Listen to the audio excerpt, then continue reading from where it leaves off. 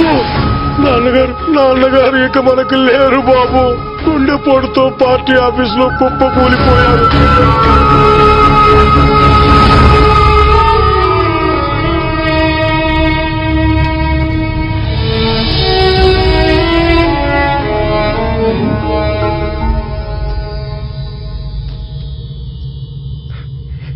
నాన్న, నన్ను క్షమించు.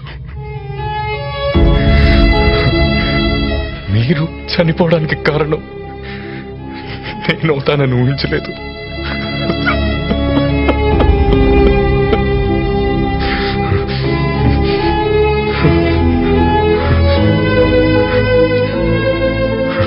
కానీ నాన్న,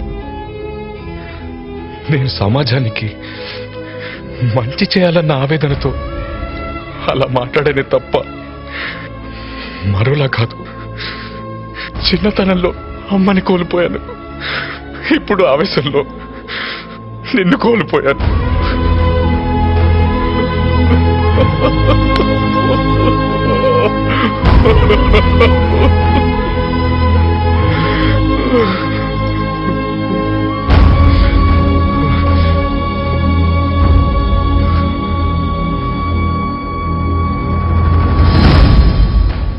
మహాత్మా, కుల మత భాష ప్రాంతాలకు అతీతంగా భారతీయుల్లో ఆత్మస్థైర్యాన్ని దృఢ నిశ్చయాన్ని నింపి దేశ స్వాతంత్రానికై ఎంతో శ్రమించి ఆ పోరాటాన్ని ముందుకు నడిపించారు.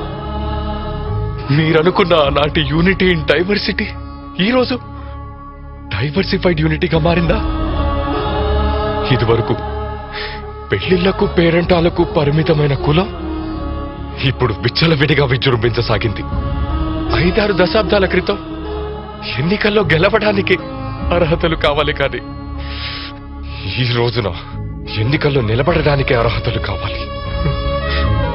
జనబలం ఉన్న కులానికి ధనబలం లేకపోయినా, ధనబలం ఉన్న కులానికి జనబలం లేకపోయినా వారు శాశ్వతంగా ఎన్నికల్లో పోటీ చేసే అవకాశాల్ని కోల్పోయారు. మహాత్మా, స్వాతంత్రం వచ్చిన తర్వాత మన దేశ మనుగడ, సంస్కృతి ఎంత ముందుకు నడిచాయో మీరే చెప్పండి. జై భీమ్. మీ పేరు చెప్పుకుంటూ బడుగు బలహీన వర్గాల అభివృద్ధి పేరుతో రోజువారీ రైతు కూలీలను జై జవాన్, జై కిసాన్, గరీబీ హటాओ, రోటీ కపడా और మకాన్ అన్న నినాదాలు మారుమ్రోగాయి. అవి కార్యరూపం దాల్చి ఉంటే ఈ రోజు రోజువారీ కూలీలు, రైతు కూలీలు అవసరానికి రక్తాన్ని, కిడ్నీలు అమ్ముకుంటున్నట్టు ఎన్నికలప్పుడు ఓటు నమ్ముకోవాల్సి వస్తే దానికి కారణం ఈ రాజకీయ వ్యవస్థదా? దాని అడుగులకు మడుగులొత్తిన అధికారిక వ్యవస్థదా? మీ ఆశయాలను సాధించే ప్రయత్నంలో నేను నా తండ్రిని కోల్పోయాను. ఓటర్ని, ఓటు హక్కుని గౌరవిద్దామంటే రాజకీయ పార్టీకి దూరం అయ్యాను. నన్ను రాజకీయాల్లో ఉన్నత స్థానంలో చూడాలనుకున్న నా తండ్రి చావుకు కూడా నేనే కారణమయ్యాను. ఈ కుళ్ళిన రాజకీయ వ్యవస్థను ఎంత కష్టమైనా ప్రజలకు ఉపయోగపడే విధంగా మారుస్తానని చనిపోయిన నా తండ్రి ఆత్మసాక్షిగా ప్రమాణం చేసి చెప్తున్నాను. చేతు, ఏంట్రా ఇదంతా?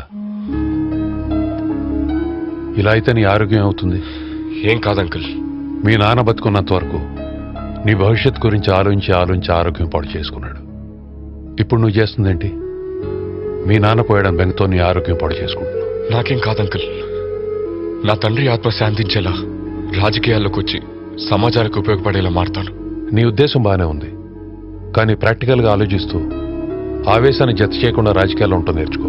చేసే ప్రతి ట్రాన్సాక్షన్ క్యాష్ రూపంలో కాకుండా ఈ క్యాష్ రూపంలో జరగాలన్నమాట. అయితే ఇది అంత సులభమైన పనేమీ కాదు, చాలా చేయాలి. ప్రతి ఒక్కరిని ఎడ్యుకేట్ చేయాలి, చాలా డిజిటల్ ఎక్విప్మెంట్స్ ప్రజలకు అందుబాటులోకి తేవాలి. ఇదంతా అయ్యే పని కాదు అనుకుంటే మాత్రం పొరపాటే. క్యాష్లెస్ కంట్రీ అంటే చేతులతో డబ్బు మార్పిడి లేకుండా కేవలం ఆన్లైన్ ట్రాన్సాక్షన్స్, ఆన్లైన్లోనే చెల్లింపులు, వ్యాపారాలు చేయడం.